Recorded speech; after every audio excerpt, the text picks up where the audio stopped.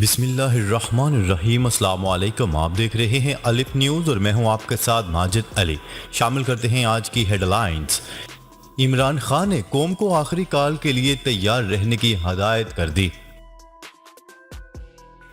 شمالی کوریا کا جوہری ہتھیاروں سے متعلق قانون عالمی امن کے لیے خطرہ ہے، فرانس نے خبردار کر دیا۔ F-16 لڑاکا طیاروں کی مرمت کے لیے پاکستان کو 45 کروڑ ڈالر کی امریکی امداد پر بھارت خاموش۔ امریکہ سعودی عرب میں عسکری تجربہ گاہ قائم کرے گا، بڑا اعلان سامنے آ گیا۔ روس کا یوکرینی علاقے میں فوجی ریڈار سٹیشن تباہ کرنے کا دعویٰ۔ افغانستان میں امریکی بلیک ہاک ہیلی کاپٹر گر کر تباہ۔ سعودی شاہ سلمان اور ولی عہد شہزادہ محمد بن سلمان کی کنگ چارلس کو تخت نشینی پر مبارکباد۔ UN سیکرٹری جنرل واپس روانہ، سیلاب سے تباہی کے ذمہ دار G20 ممالک قرار۔ پاکستان اور دنیا بھر کی خبروں سے باخبر رہنے کے لیے الف نیوز کو سبسکرائب کر لیں اور بیل آئیکن کو کلک کرنا نہ بھولیے گا۔ ناظرین، اپنی آرا کا اظہار کمنٹ سیکشن میں لازمی کیجیے گا۔ ہیڈ لائنز آپ نے جانی، اب بڑھتے ہیں خبروں کی تفصیلات کی طرف۔ پاکستان تحریک انصاف کے چیئرمین اور سابق وزیر اعظم عمران خان نے پارٹی اور عوام کو آخری کال کے لیے تیار رہنے کی ہدایت کر دی۔ گجرانوالہ میں جلسے سے خطاب کرتے ہوئے عمران خان نے کہا ہے کہ سڑکوں پر آ کر زبردستی الیکشن کروائیں گے۔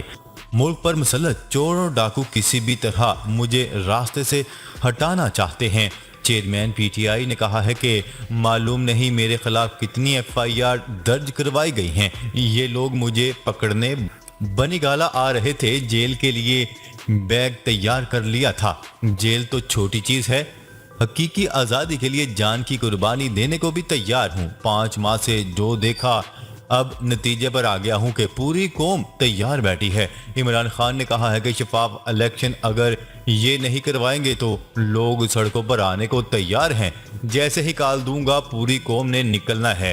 یہ لوگ الیکشن سے بھاگ رہے ہیں اور ضمنی الیکشن بھی ملتوی کروا دیے۔ انہیں خبر ہو چکی تھی کہ جس طرح یہ ہارے ہیں اس سے بھی برے ہاریں گے۔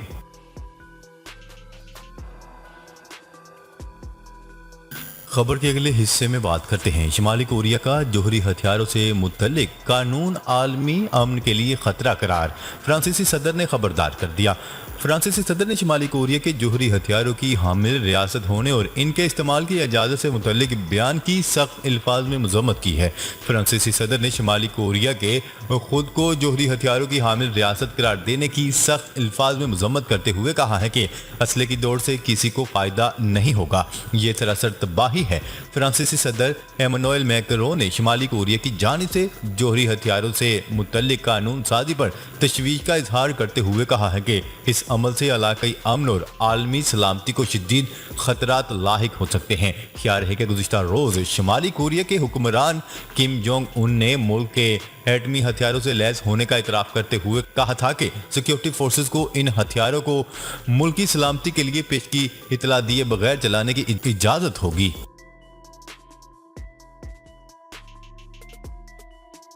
خبر کے اگلے حصے میں بات کرتے ہیں۔ بھارت امریکہ کی طرف سے پاکستان کو F-16 طیاروں کی مرمت کے لیے 45 کروڑ ڈالر امداد کے اعلان پر خاموش ہے۔ یہ امداد دہشت گردی سے نپٹنے کے لیے پاکستان کی فضائیہ کے پاس موجود F-16 لڑاکا طیاروں کی مرمت کے لیے استعمال ہوگی۔ تاحال بھارت کی طرف سے اس معاملے پر کوئی رد عمل سامنے نہیں آیا۔ Army chief general Qamar Javed Bajwa کی سفارتی اہلیت کا مظہر ہے، جنہوں نے ذاتی طور پر اس امداد کے اعلان سے ایک روز قبل امریکی وزیر دفاع لارڈ آسٹن سے مذکورہ پیش رفت پر ٹیلی فون پر تعمیری بات چیت کی تھی۔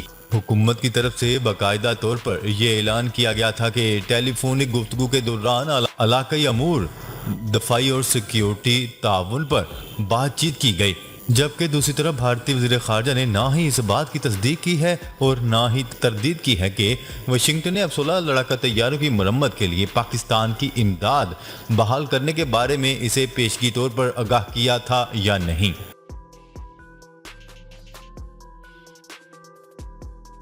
خبر کے اگلے حصے میں بات کرتے ہیں۔ امریکی فوج سعودی عرب میں ایک عسکری تجربہ گاہ قائم کرنے کے لیے تیزی سے کام کر رہی ہے۔ غیر ملکی میڈیا کی رپورٹ کے مطابق امریکی محکمہ دفاع کے 3 عہدیداران نے اس منصوبے کی تصدیق کی ہے۔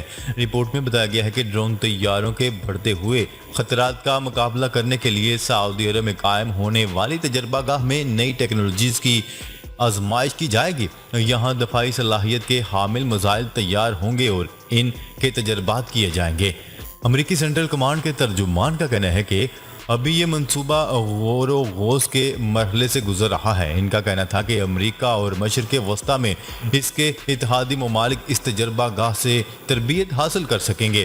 رپورٹ کے مطابق تجربہ گاہ کا خیال سینٹ کام کمانڈر جنرل مائیکل کوریلا نے جولائی کے دوران دورہ سعودی عرب میں پیش کیا تھا۔ ان کے خیال کی سعودی عرب سمیت دیگر ممالک کے رہنماؤں نے بے حد پذیرائی کی تھی۔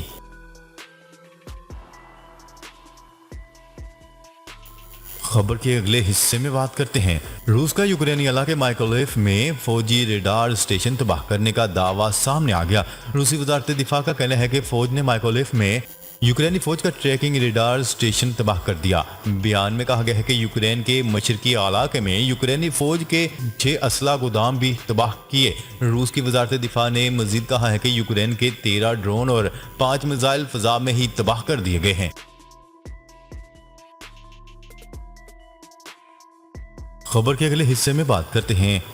افغانستان کے دارالحکومت کابل میں امریکی بلیک ہاک ہیلی کاپٹر گر کر تباہ ہو گیا۔ نیوز رپورٹ کے مطابق بلیک ہاک ہیلی کاپٹر دوران تربیت کابل میں گر کر تباہ ہوا، جس میں کئی افراد سوار تھے۔ افغان وزارت دفاع کی جانب سے جاری ایک بیان میں کہا گیا ہے کہ ہیلی کاپٹر گرنے کے واقعے میں 3 افراد جاں بحق ہوئے، جن میں 2 پائلٹ اور 1 کریو ممبر شامل ہے۔ حادثے میں 5 افراد زخمی بھی ہوئے۔ افغان وزارت دفاع کے مطابق بلیک ہاک ہیلی کاپٹر فنی خرابی کے باعث حادثے کا شکار ہوا، جبکہ واقعے کی تحقیقات کی جا رہی ہیں۔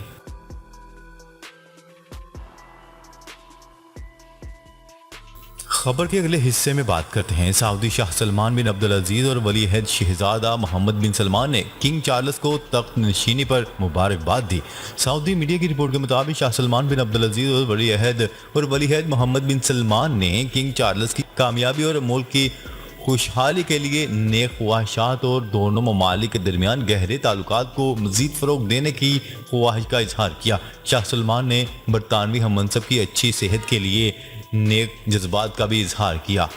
واضح رہے کہ گزشتہ روز سینٹ جیمز پیلس میں کنگ چارلس سوم نے منصب سنبھالنے کی تقریب کا انعقاد کیا گیا تھا۔ تقریب میں کنگ چارلس سوم نے باقاعدہ طور پر بادشاہت کا تخت سنبھالا تھا۔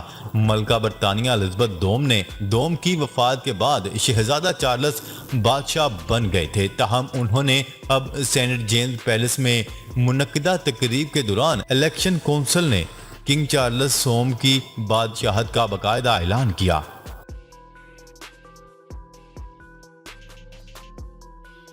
خبر کے اگلے اور آخری حصے میں بات کرتے ہیں۔ اقوام متحدہ کے سیکرٹری جنرل انطونیو گوتریز پاکستان کا دورہ کرنے کے بعد روانہ ہو گئے۔ انہوں نے پاکستان میں سیلاب سے تباہی کا ذمہ دار G20 ممالک کو قرار دیا اور عالمی برادری سے پاکستان کی مدد کی اپیل کی۔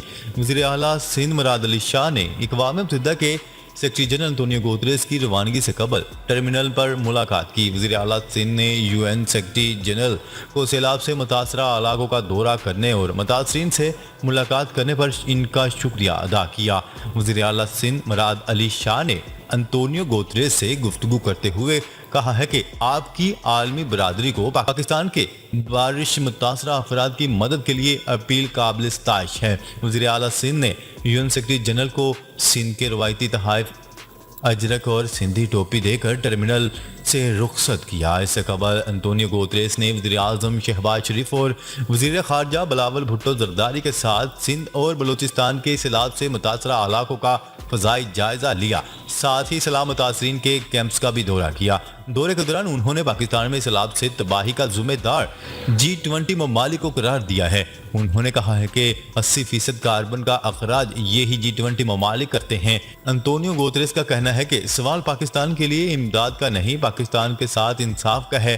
عالمی حدت میں پاکستان کا حصہ صرف 1% ہے، لیکن خمیازہ پاکستان بھگت رہا ہے۔ ان کا کہنا تھا کہ سیلاب زدہ علاقوں میں دیکھی تباہی الفاظ میں بیان نہیں کی جا سکتی۔